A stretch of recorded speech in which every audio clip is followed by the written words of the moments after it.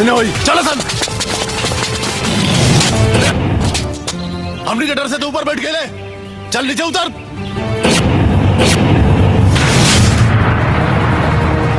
तो तोहरा एथी पर चढ़ी का?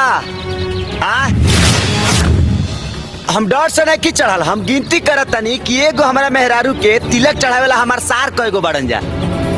बियाह के पहले हमार ससुर हमरा के पिटवावे के उपाय लगा देलस। तो आज हमरा ससुर जी के भी पता चले के चाहिए कि उकर दामाद कितना बड़हन मरद बा। बुझाइल? रे जो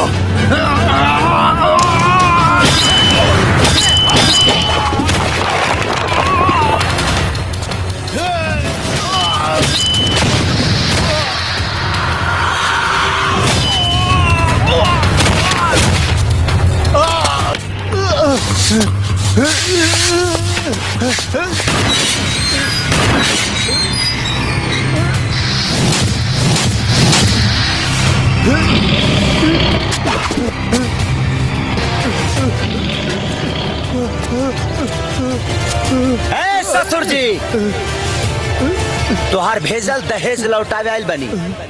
बाहर आओ।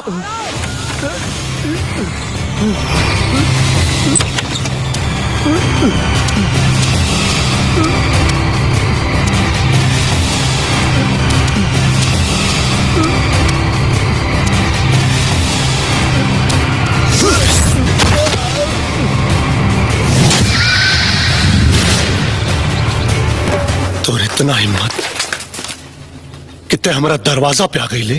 तोहार दहलीज का चाइना के बॉर्डर हकी के 47 लेके आए परी। तोहरा दहलीज पावे खातिर हमार 2 पैर ही काफी बा। ये पहला मुलाकात है से बतियावत तानी। गुंडा भेज के अपना होखे वाला दामाद के कैपेसिटी जानल चाहता रहा।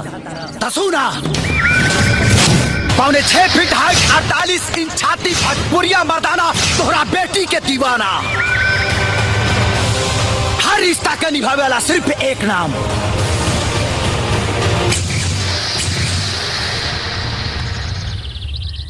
राम।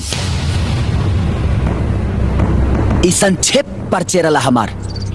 बाकी जब शादी के कार्ड छपाई ना तब तो क्या अपने पता चल जाए। नाम पता न्योता में छपाई कि तोर लाश कफन में लिपटाई। भगवान से पहले हम जानी ले। ना ना ना ना ना कफन में दफन दीवाना ना, मोहब्बत के मात करे वाला दुश्मन होला।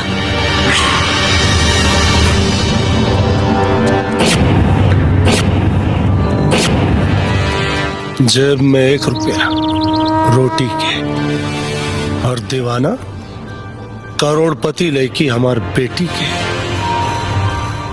लेकिन हमें तोर दोस्त नहीं खे। सारा कसूर गरीबी क्या ते गरीबन का धंधा हो गया। अमीर घर के लड़की पटा के ओकरा मतारी बाप के मजबूर करके ब्याह करे के, सिर्फ पैसा खातिर, सिर्फ पैसा खातिर। पैसा? ससुर जी एगो बात हमार कान खुल के सुन लो। मारो के बांस फ्री में और तोहरा बेटी के मांग में पड़े वाला सिंदूर 100 रुपया और सिन्होरा 51 रुपया और पंडित जी के बियाह कराई दक्षिणा 1 से 1 रुपया। कुल मिला के 153 रुपया 4 आना में बियाह कंप्लीट।